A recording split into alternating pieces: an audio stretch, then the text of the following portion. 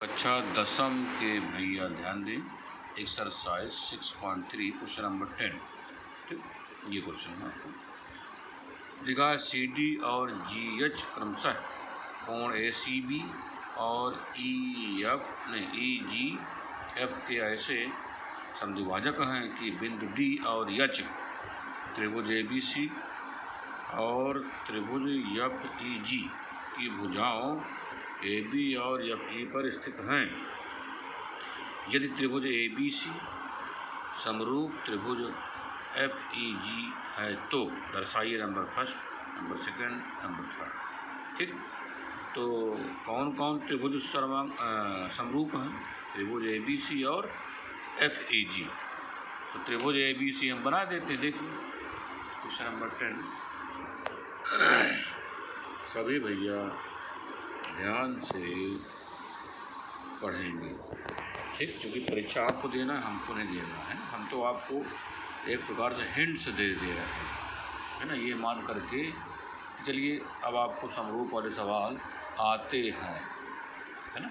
फिर भी आप देख रहे हो कि आपको हम एक तरफ से सवाल बता रहे हैं। ABC एक त्रिभुज बना लिया हमने, और एक त्रिभुज और भी है, उसका नाम क्या है? किताब के अनुसार FEG। क्या नाम है? FEG। दो त्रिभुज हो गए। अब प्रश्न ये कह रहा है कि CD, देखिए लिखा है ना, CD किसका समद्विभाजक है? कोण ACB, चित्र देखिए, ACB है ना, का ये समद्विभाजक है। क्या नाम है इसका? CD। क्या नाम है इसका? CD। इससे क्या सिद्ध हुआ? तो भैया समद्विभाजक ACD का है, अर्थात इस कोण को CD दो बराबर भागों में बांट देता है। ये प्रश्न में दिया है। ठीक है, और देखिए तो लिखा है HG किसका समद्विभाजक है? EGF का। EGF का देखिए, EGF अर्थात इस कोण का समद्विभाजक है। कौन? GH। ये देखिए GH है ना, कोण G का, अर्थात EGF का GH क्या है? समद्विभाजक है। इसका मतलब ये कोण इधर वाले कोण के क्या है? बराबर है। जैसे इसमें ACB का CD का समद्विभाजक, अर्थात ये कोण इसके बराबर है। ठीक, तो सभी भैया ध्यान से पढ़ेंगे। ठीक है, करना क्या है आप भाई? करना तो ये है कि फर्स्ट नंबर पर देखिए CD अपान GH बराबर AC अपान FG। यहाँ देखिए CD अर्थात ये CD अपान GH, ये GH बराबर AC अपान FG, अर्थात ये, इसका मतलब ये वाला त्रिभुज। ठीक, क्या नाम है इसका? FGH। और इसका नाम क्या है? ACD। तो ये FGH त्रिभुज और ACD त्रिभुज क्या करना पड़ेगा आपको?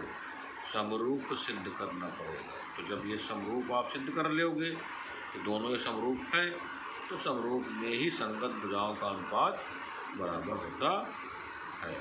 ठीक, अब आइए देखते हैं।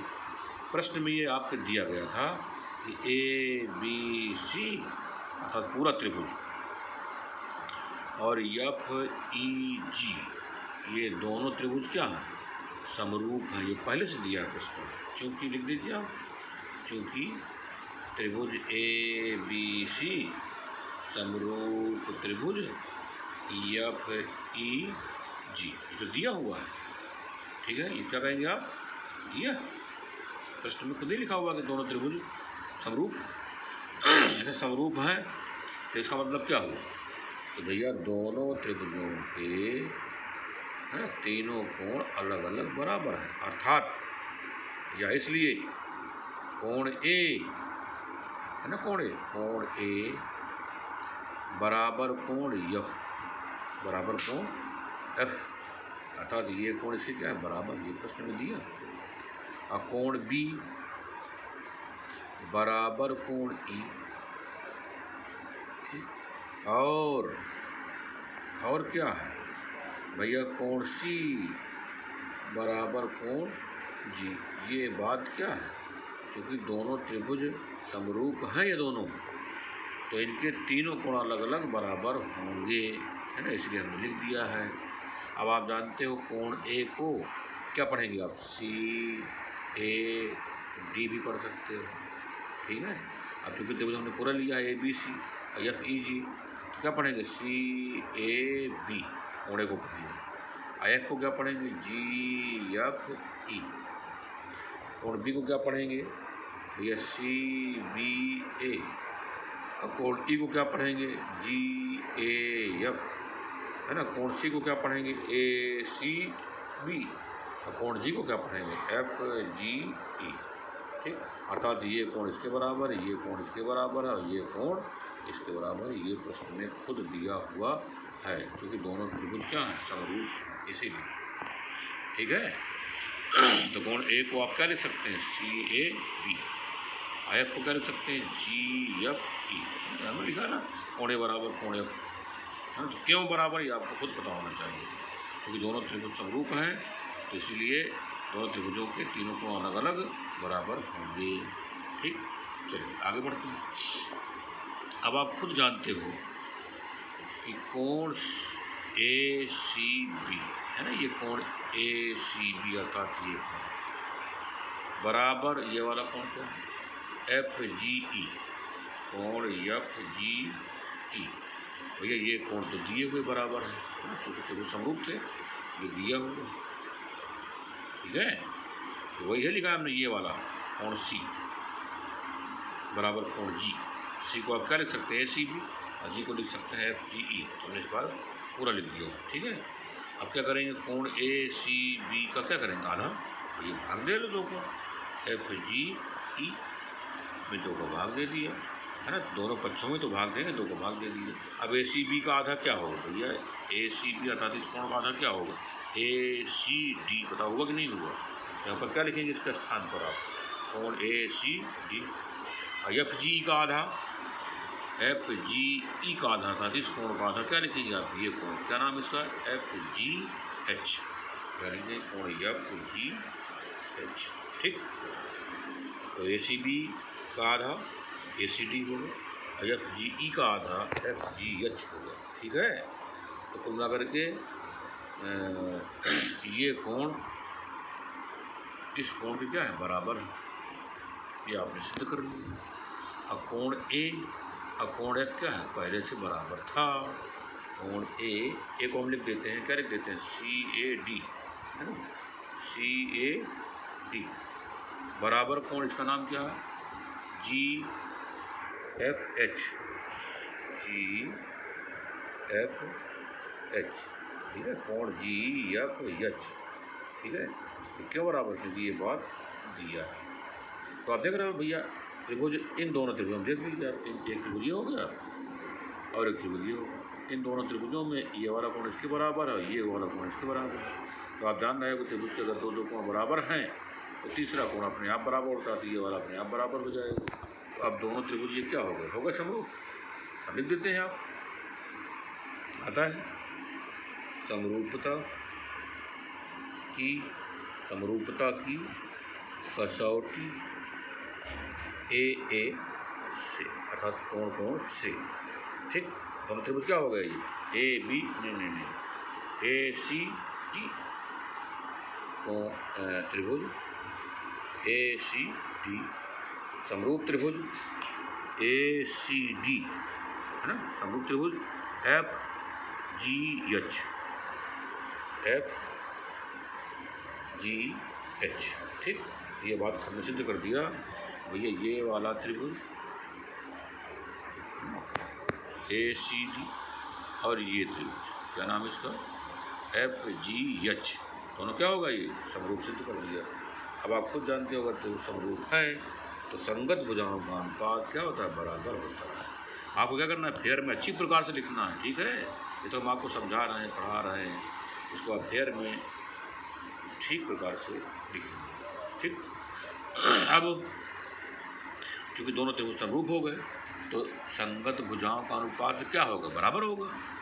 अब लिख दीजिए, चूँकि दोनों त्रिभुज समरूप हैं इसलिए संगत भुजाओं का अनुपात बराबर होगा, ठीक है। कौन त्रिभुज, देखिए संख्या कौन होंगी, फर्स्ट नंबर क्या लिखेंगे, सी डी।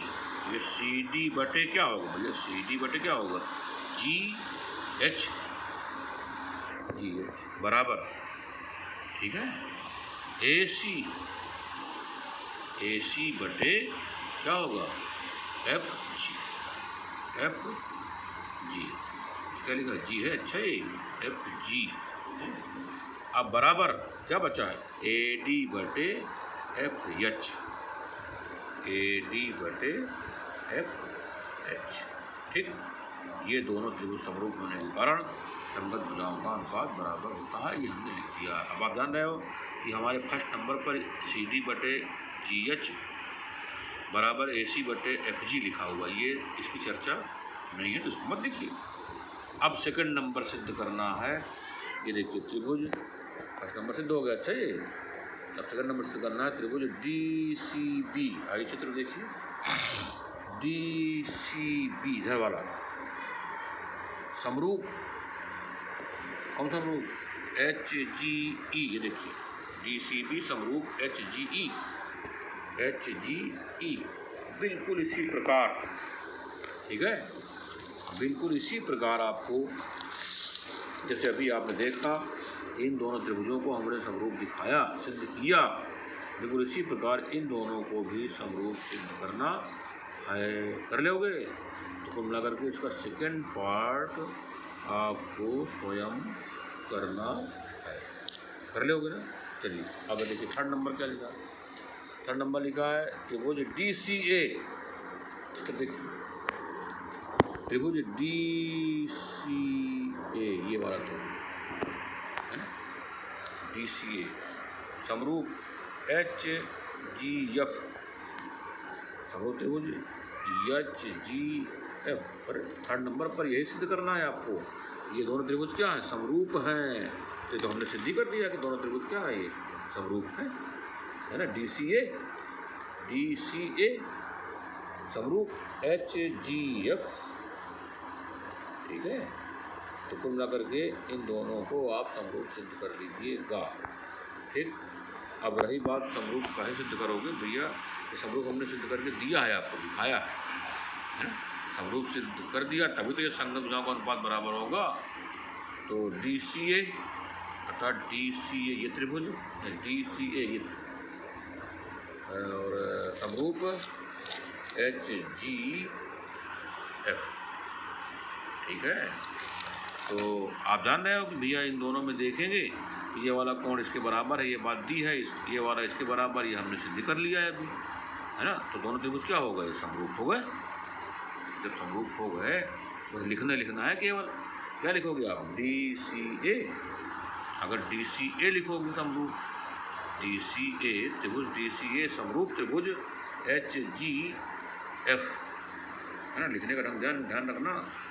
अगर लिखोगे आप ए डी सी समरूप त्रिभुज एफ जी नहीं एफ एच जी, ठीक है। आपको पता होना चाहिए ना कि संगत बराबर संगत, जैसे नहीं ए किसका संगत है, एफ का संगत बिंदु है, संगत बिंदु अर्थात सी बिंदु किसका संगत है, जी के संगत, डी किसका संगत है, एच का संगत। तो ये क्रम एकदम सही होना चाहिए, इसमें गलती नहीं होनी चाहिए, अर्थात थर्ड नंबर भी आपको स्वयं करना है, ठीक है।